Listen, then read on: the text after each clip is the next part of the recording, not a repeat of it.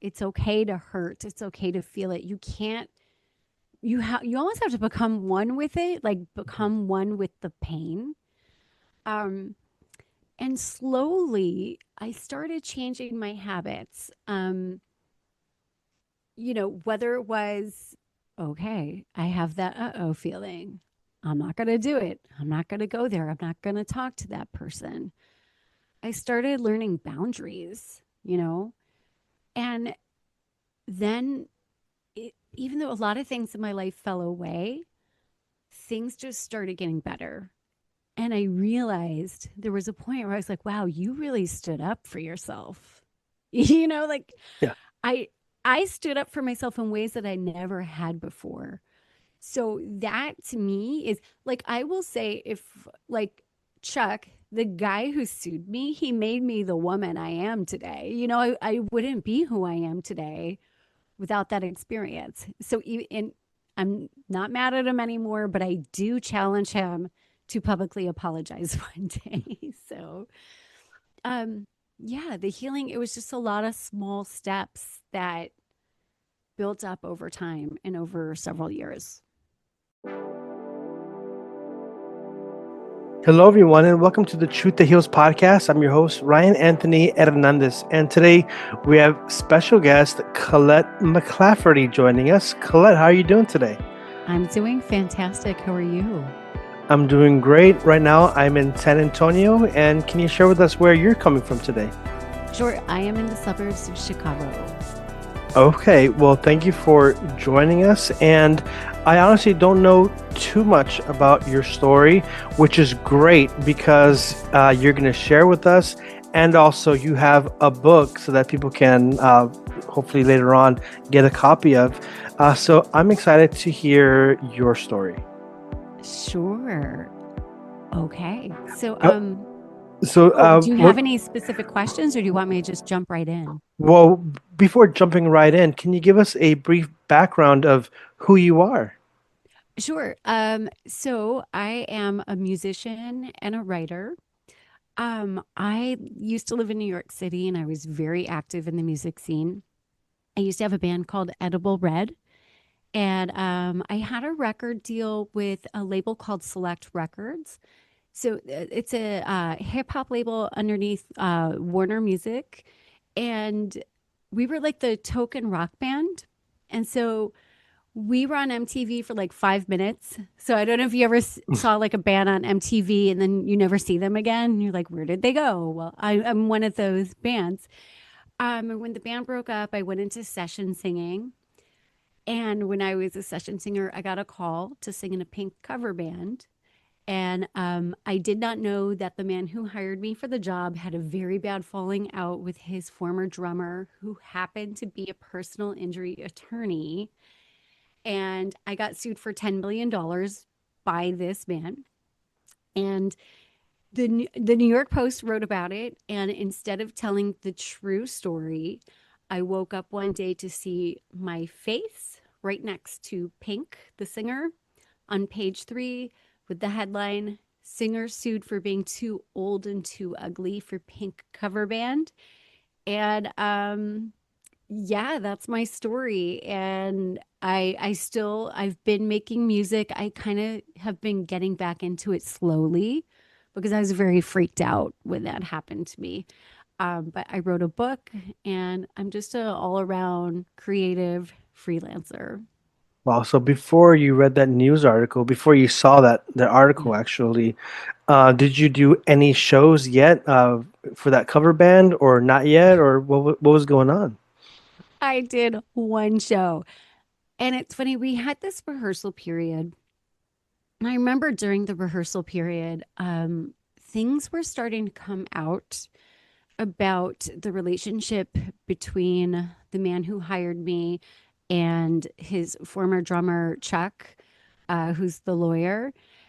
And I remember I was watching one of your podcast episodes where you were talking about that gut feeling that you get inside. You know how you feel that like turning in your stomach and you know something's wrong and you ignore it. And I ignored it. And I wish I hadn't ignored it. Um, but we had a rehearsal period of several weeks, and then we had the opportunity to do this one show. I knew that I wanted out of the band because I didn't feel comfortable with what was going on. And I reluctantly agreed to do the show. And because I did the show, the other guy, Chuck, decided to sue me, his former friend, and one other bandmate for $10 million. So yeah, we did one show. And then once I got sued, I was like, oh, I can totally quit the band now. Like I have an Hmm. excuse to get out of it. So we did do one show. We did one show at a place called Napper Tandy's in Long Island. Wow. So it's a Oh, ridiculous so it was story. in New York. Yeah, it was in New York. Okay, Yeah. I was thinking he was in Chicago for some reason. Also, it's over there. Yeah. So we were opening for a cover band called The Big Show, and they were kind of a big cover band in Long Island. And I remember like when we got to the gig, it was even though the legal threats had started, it was still kind of like all fun and games. Like everybody was laughing about it. I didn't realize that this was going to be something that was going to cost me. It cost me over $15,000 in legal fees. Um, I didn't realize it was going to take me 2 years to fight. And I didn't realize that I was about to go viral for being old and ugly. So at that point at the show, we were in great spirits because we thought it was funny. We didn't really understand how serious it was about to get. Well, I'm trying to understand. Yeah. Man, I'm trying to understand why you're the one getting sued. I mean, I don't get it. So I have theories on that. Obviously, I can't speak for Chuck. Chuck's the man who sued me. Although I want to welcome Chuck to tell his side of the story anytime. Um, but I have some theories now that I know more about the legal system. This is my opinion. What I have learned is that sometimes in litigation, you might sue one person, right? So if you're acting in a way that I believe is unethical, um, to kind of make it sting more, you might drag extra people into it, right? Something that my lawyer compared it to was almost like family court. There was a very emotional component between the man who sued me and the man who hired me. And I believe that I was dragged in just as extra ammunition. Um, I can't speak for Chuck. I don't know if Chuck thought that I was trying to steal his idea for the pink cover band, because what the basis of the lawsuit actually was that Chuck said him and Rick had this band together and then they had their rift. And it's pretty interesting. There's a lot of details, but I won't go into Mm. it because that would be a whole other podcast. Um, but there were 42 allegations against the three of us, and only 13 were against me personally.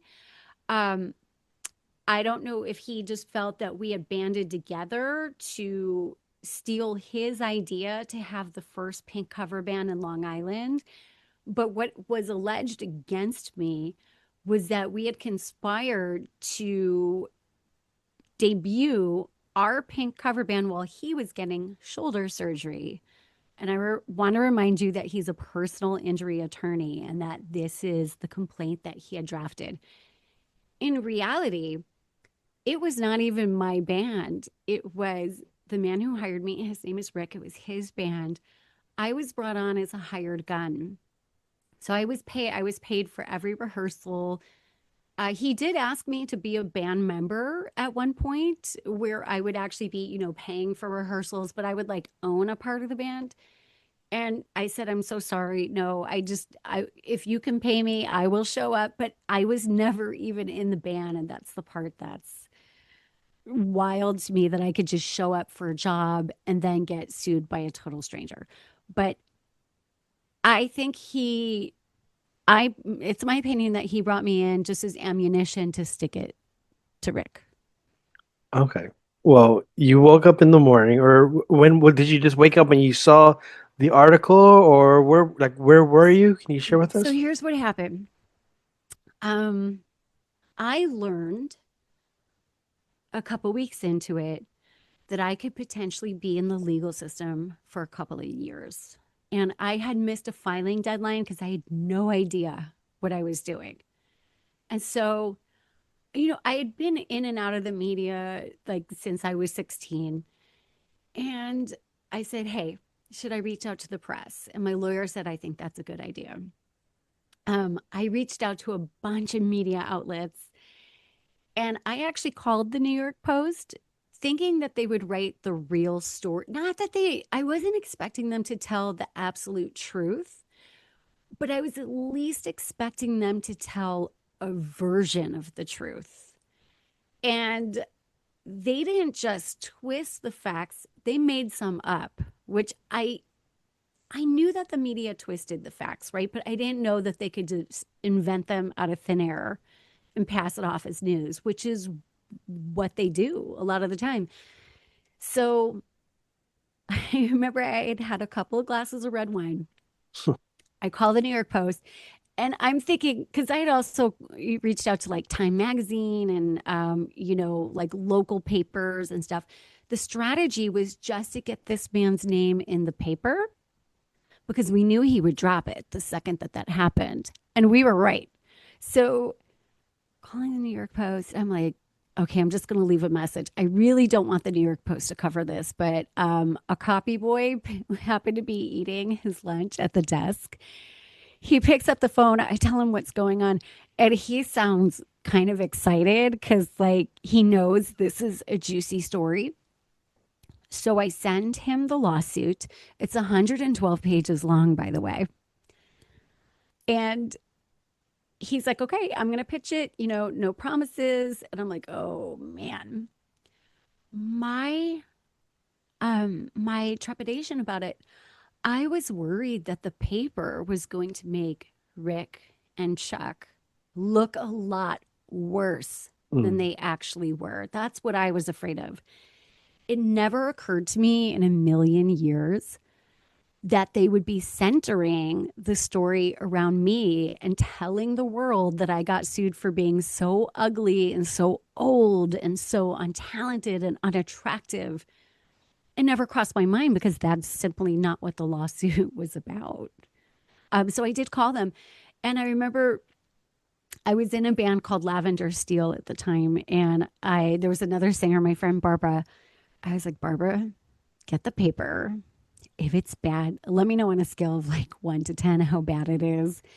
And if it's like above a 6, I won't even read it. And I remember the next morning I woke up so early. I got up at like 7 in the morning. I went to the deli.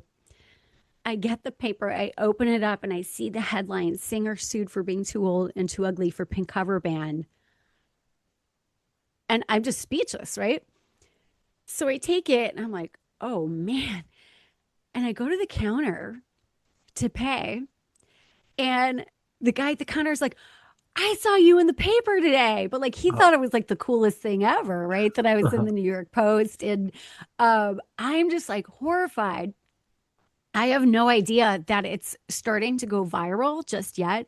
So I'm looking at it, I'm like, okay, this will probably blow over in like a day or two. And I go online. And there's already people on my Facebook page being like, screw that guy. You're beautiful. So like I was getting a lot of support, which was great. But then I see Time Magazine, woman sued for not being attractive enough, FineLaw.com, pink cover band ruined by bad, ugly singer, $10 million lawsuit reports. The New York Observer was like, singer sued for not being hot enough. Um, Yahoo News, I think it was like singer sued for ruining lawyer's pink cover band. And it just wasn't true. Like it never occurred to me that a fake news story would just be regurgitated, regurgitated, regurgitated. I thought that like maybe another publication would come out and say, hey, no, that's not what happened. We took a look at the case. But they were all just agreeing with each other. There was the translation of it in Italy. I remember. I don't remember the publication, but the translation was a useless and unhealthy performer. Like the things that were just being said about me. And so every accomplishment I had as a singer up until that time got buried on the internet by it was literally like 5, 10 pages of like how old and ugly and like bad I was. It was insane. Wow. I mean, I was thinking, what's worse, to be getting a lawsuit for millions of dollars or to see your name getting twisted, the story getting twisted. They were equally bad. They were equally bad. I think what was so challenging about that, because I was trying to kind of express to the public what I was going through, right?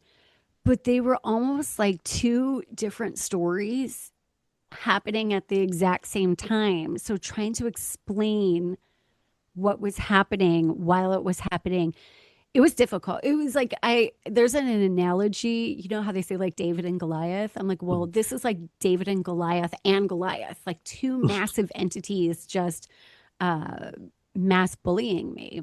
It was they were equally bad. Yeah. So when that happened, did you regret going to the newspaper? Well, here's the thing. I didn't regret it because up until that point, the man that sued me had all the power. And he was threatening me with a second lawsuit because I was going online and saying, hey, this man that I've never met, by the way, I'd never met him. He wrote an email to my lawyer and insinuated that I needed to stop talking. And he said, if she thinks that getting sued once, is a problem, my guess is that she'll certainly hate getting sued a second time for defamation of character. But the thing is that defamation of character, that's when you're lying about somebody. And I wasn't lying. All I was doing was telling the public what was really happening. And he also said that it was because of Rick that I found myself in the unenviable position of being in Chuck's crosshairs. He admitted it in an email that he was going after me because the other guy was pissing him off. So I was, I wish that it had been a different media outlet covering the story, but I needed someone to cover it because this needed to be out in the open. There was no way I was staying silent about it. And yeah, I didn't regret it, although, things got pretty weird. Things got pretty weird and dark for a while until they didn't, until the healing journey happened. So I feel that I did the right thing. And I also knew that there had to be some kind of higher purpose to it. And this is important, but the day it went viral, I got a message from my lawyer saying, oh, Chuck wants to drop it. Chuck found out that you got duped by Rick and that you didn't know what was going on. Chuck, he's going to draft up an NDA that he wants you to sign, saying that you'll never speak about it again. You'll never talk to the media. You're going to sign a non disparagement clause. And I said, cool, cool, cool. How much is he paying me? Like, let's talk numbers. And if I Yeah. like the number that he's offering in exchange for my silence of this very real thing, like, all I'm really doing is telling the truth, right? If I like the number, absolutely. Do I know how much he offered to pay me? How much? Zero. Zero. I'm like, okay, interesting. I said, well, I think my legal bill was $3,500 at this point in time. So he said, okay, here's what's going to happen. He's going to pay my legal fees. So we're just going to start there. He's paying the entire bill. And then he can make an offer on top of it and we'll take a look at it. And if I like the number, I wasn't expecting anything like huge. I'll be honest. I think I wanted like 100 grand because I think that would be a fair exchange once you're defamed on that level. if he had offered me like 10 grand or something, I would have taken it because it would have shown some respect for what I went through. So then I got another call, and he said he's agreed to pay half your legal fees. So I said, okay, wait, let me get this straight. There are false things about me in this 112-page document. Um, I'm supposed to pay money for a stranger to bully me and use the legal system to do it? No. Tell him not to reach out again until he can come up with a number that does not insult me. And he never came up with another number. So we duked it out in court for 2 years, and then eventually the case got dropped. Okay, well, And he had to pay my legal fees. I insisted on it. oh, he did in the end. He paid. Yeah. So I raised some money online, and he offered to pay the legal fees minus what I raised online and a public apology, which he never gave. He did apologize to me in person, but he never apologized publicly. Okay, but you took the apology. So I actually had lunch with him, which is insane. So 2 years, like it's 2 years of litigation. I've been day drinking for 2 years just to get through it.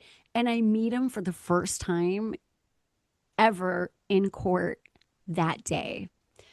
I did forgive him and I still forgive him. And that's not for him, that's for me. I don't forget though. And I really genuinely believed that he was going to publicly apologize, and he just didn't.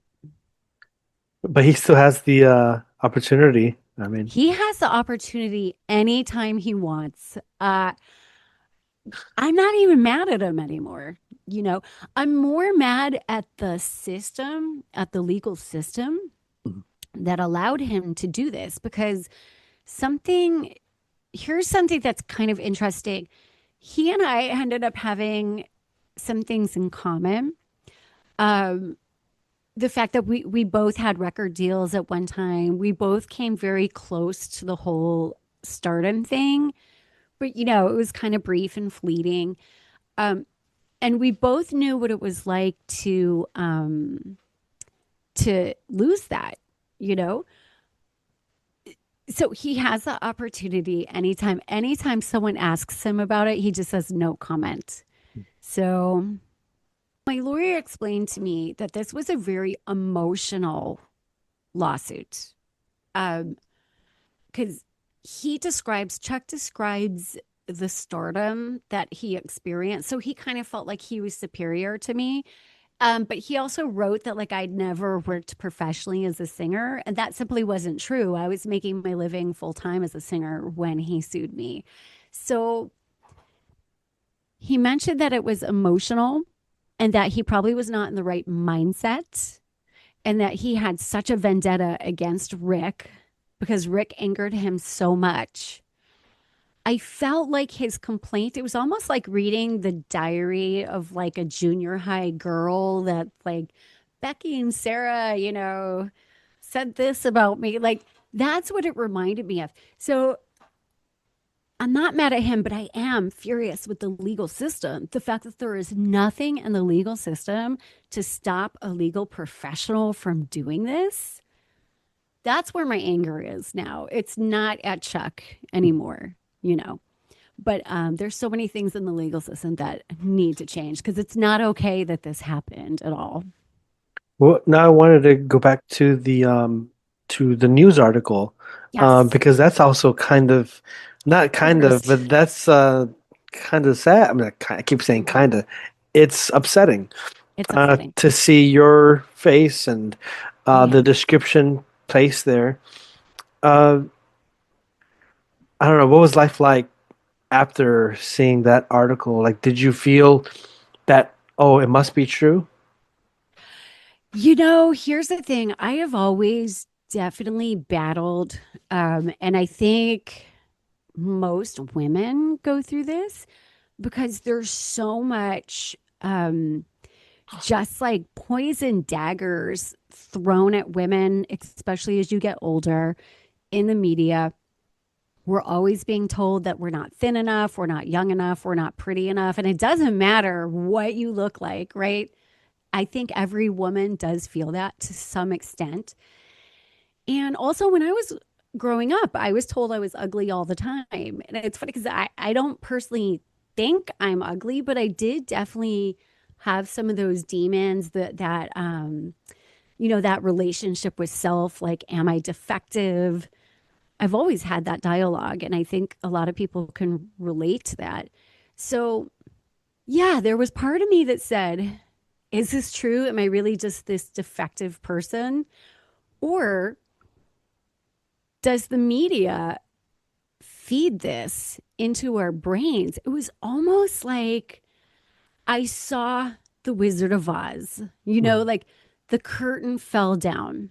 Because the truth was, in that 112-page complaint, there was such a rich story between the two men, right?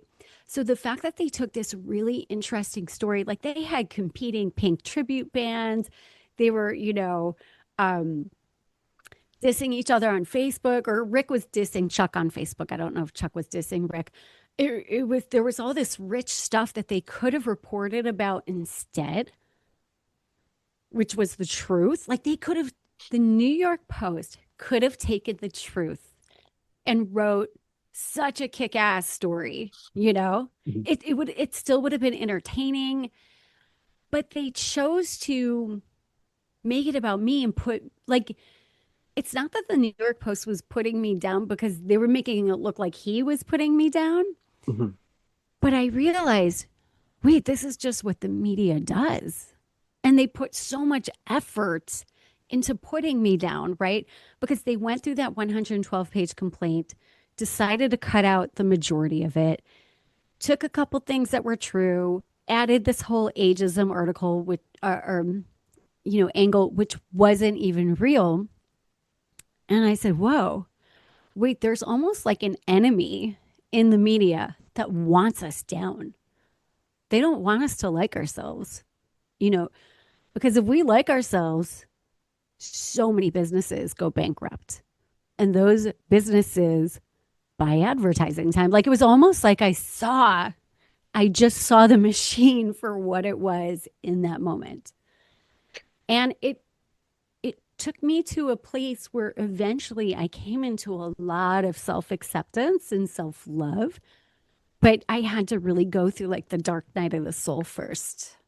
Well, yeah, and you were saying earlier that, many people can relate to having those thoughts of one's parents, of oneself.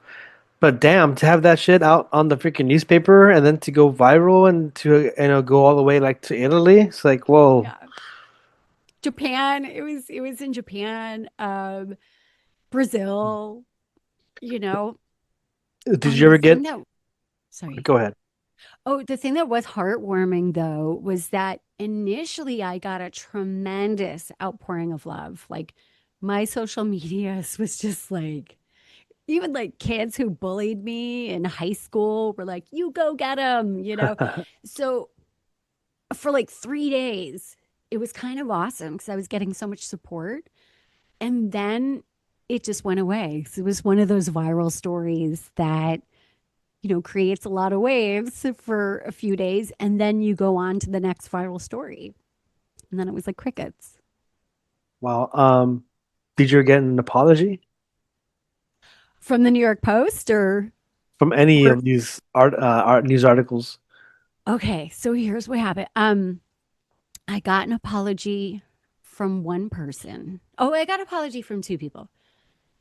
So the copy boy at the New York Post apologized behind the scenes several times. He's like, I'm so sorry. And it's funny, we even tried to get the story back in the New York Post, but with a different angle. He even tried to write a story, and each and every time it was the editor who decided to keep going with the, oh, musician who's too ugly. There were like four stories in total. They also sent a photographer to my house And I believe that he was sent to my house to take a bad picture. That's my opinion. Um, so he apologized behind the scenes. And there was also it was Arise Exchange was the name of the show. There was a staff member who I believe read my blog. So I also have a blog called Confessions of a Bad Ugly Singer. And that was like just I wrote in it every day that I was in litigation. They stumbled upon my blog and they said, it really is important to accept the responsibility that we have in the media.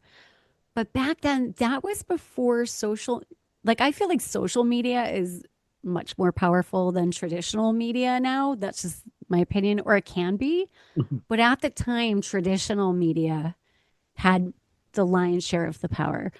So I did get two apologies, and the rest of them, no. No. Well, my next question is, even though this news article headline was quite harsh, Yeah. would you say that it backfired in a positive way? Well, yes and no. So it initially, I did get that support, which was great. However, it destroyed my reputation as a singer. And at that particular time, I was no longer doing the artist thing. I had done the artist thing. I had played over 1,000 shows at that point. So I was at a point in my life where I was more of a hired gun. People would call me up, tell me what their project was. Can you come to the studio? It pays this much.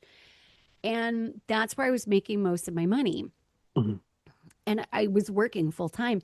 And the thing that got me hired over and over and over again was the fact that before the New York Post article, I had a really good online reputation. So if you went to Google me, you'd see that I had a record deal. You'd see that, I had toured, I had albums out, other people hired me for their projects. So I was very much like a middle class working singer. But then it was like all of a sudden I was not getting hired. And like I would say I had like about a 95% drop in work or new work. So uh then I had to go back to like waiting tables and bartending, which is fine. Like I love that job actually. But it had felt really good to get to this point where I was singing full time. And so I just lost it overnight. So you took a few steps backwards career-wise and in the Yes. lifestyle that you wanted. Yeah. It was a dark time, as you were saying, but I wanted to now start talking about the healing journey that you Sure. have walked on because Mhm. for someone to go and not only write blogs but also to publish their book, to share their confessions, it takes not only experience, it takes a bit of guts. Yeah. So can you walk us through what was that like being on that journey? Sure. So when I was going through the darker parts of it, I just, it's like, I gotta do a blog. I gotta do a blog. And then one day I just did it, right? And I could not stop writing. For like 2 years, I just couldn't stop. Um, Writing the book was really interesting in the first edition of the book because I relived everything over and over again. So when it was happening to me, I was initially like almost like a blank slate. Like I couldn't feel emotions. I was in shock. And then about 6 months later, I would say all the emotions came pouring in. So I think a big part of the healing journey was, well, one, to feel it and to face it, to try not to bury it because I was I was day drinking. Like I lived in the Lower East Side of Manhattan and there's bars everywhere, right? So I would go to a bar and I would rotate my bartenders so like nobody had to listen to the story too many times. And I'd go day drink, or pot. I'd smoke pot all day because I didn't want to feel it, right? And I think I had to allow myself to get angry. I had to also take a look at like, well, how could you have avoided this situation? I had that feeling in my gut when I got the call to sing in the Pink cover band. And if I would have paid attention to that initial feeling, I wouldn't have been in the situation, right? Because I know that you've talked about people pleasing on some of your episodes. I think it was the one where you were being interviewed. And I was such a people pleaser at that time. So I had to take a look at, like, okay, how did you get yourself into this mess? Also, I partook in some advocacy. So I went to the New York Senate and the New York State Assembly to try to change the laws. And the law didn't pass, but like at least I got in front of those people. I had to learn how to fight back. Um, and I've tried to take everything that I've learned from this situation and try to incorporate it more into my day to day life. Like, one, saying no when it doesn't feel good, you know, uh, shutting down people in the moment when they insult you. Like, I realized that I had a lot of friends in my inner circle who would put me down, and because I was such a people pleaser and I just wanted to be accepted, I just wanted to have friends. I'd be like, oh, I had a lot of great friends too, but um, I started cutting off toxic friendships. I started cutting off toxic people, places, and things.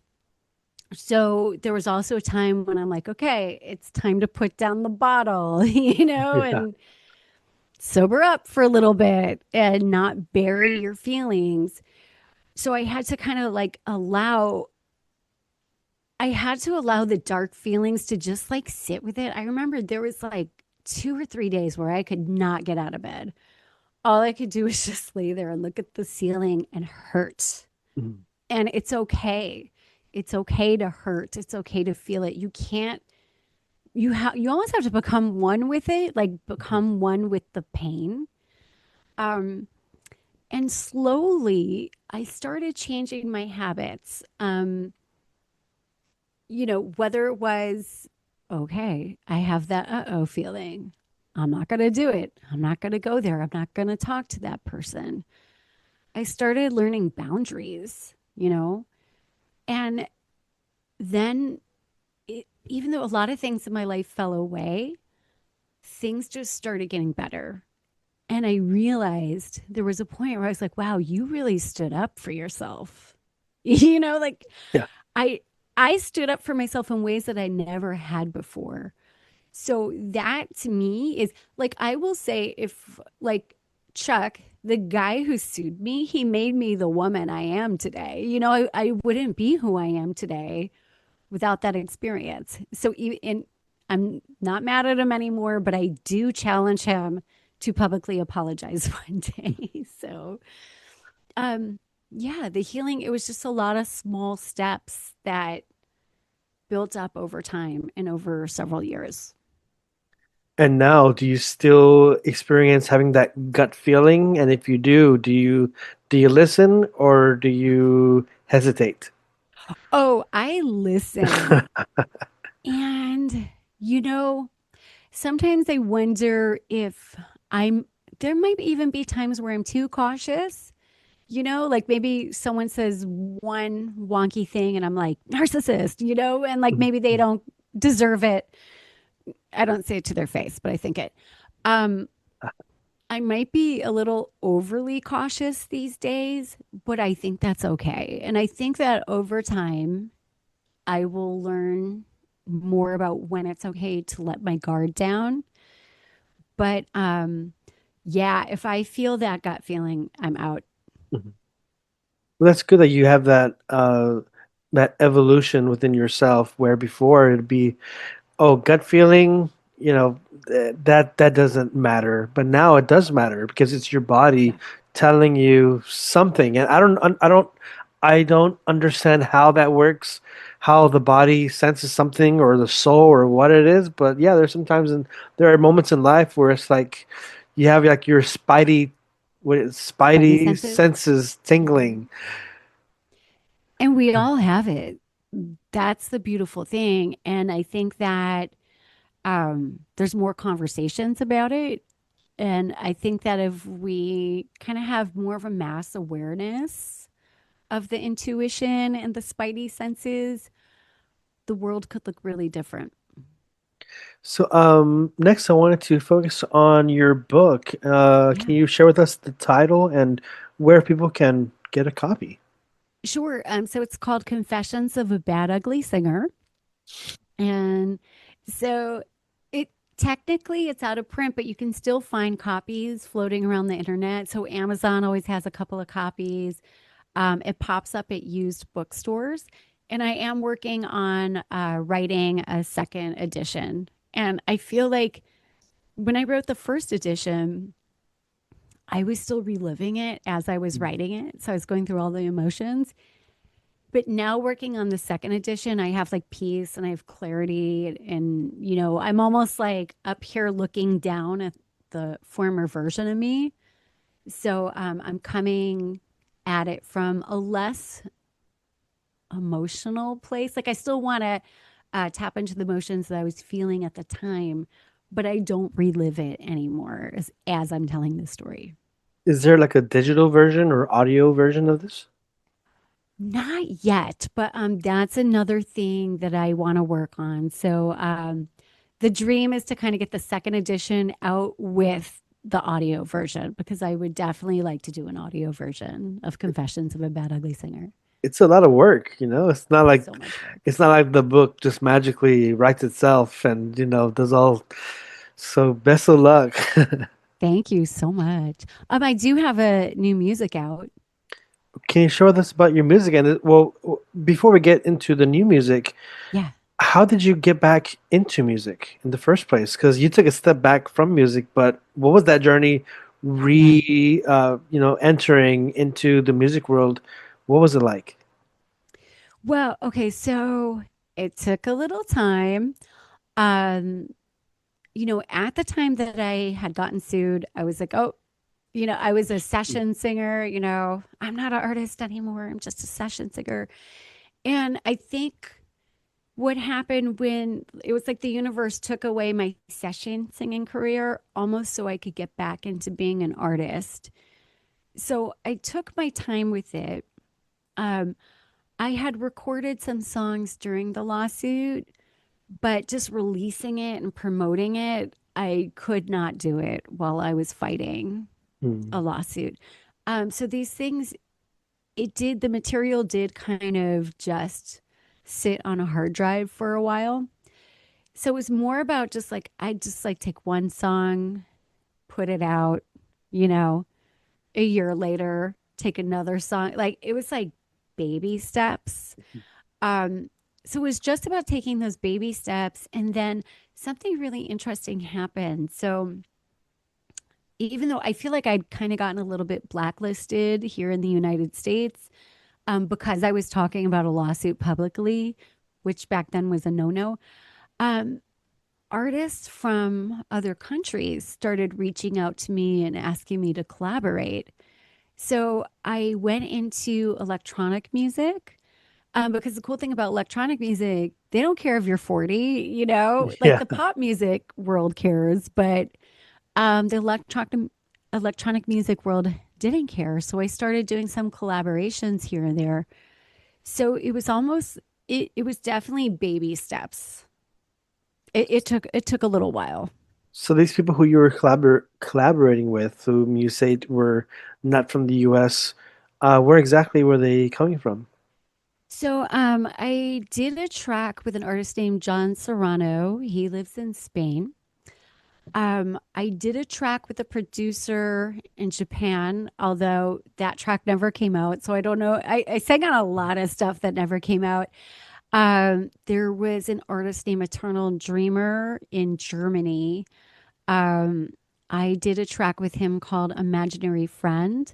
And I worked on this website. It's called Vocalizer, where they match up like producers and vocalists. You have your profile there, and so I got hired for a few tracks and also in like other countries, a lot of them don't care if you're 40. It seems to be like a very Americanized thing, I think. Um, So it was a trickle. It didn't happen overnight, but it just kind of happened here and there. But did you ever see yourself, in your earlier days of doing collaborations with people from other countries? Like, did that ever cross your mind? Well, like when I was first starting with Edible Red, no, I mean the technology didn't exist, you know. So the fact that like, I mean, it's funny because I'm on tracks with people I've never met in person. So no, it never. But it just, I love it, and I love electronic dance music and electronic music, the different genres. What I do love is the inclusivity of it. Like anybody can come to the table and make an electronic track, which I love. You know, I love that there's technology. Um, I'm not a great instrumentalist, to be honest. Like I was never that good at guitar or piano or drums. I did a little bit. Um, so I love that there is this other tool that you can use as an instrument. But I love the whole scene.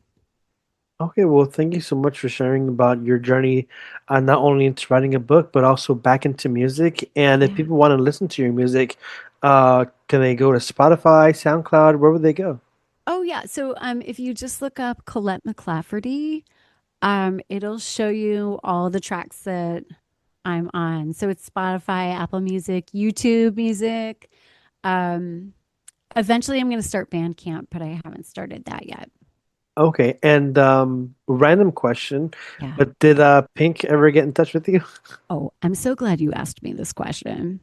No, not only did Pink never get in touch with me, but every single person that is associated with Pink, and this is thousands of people, right?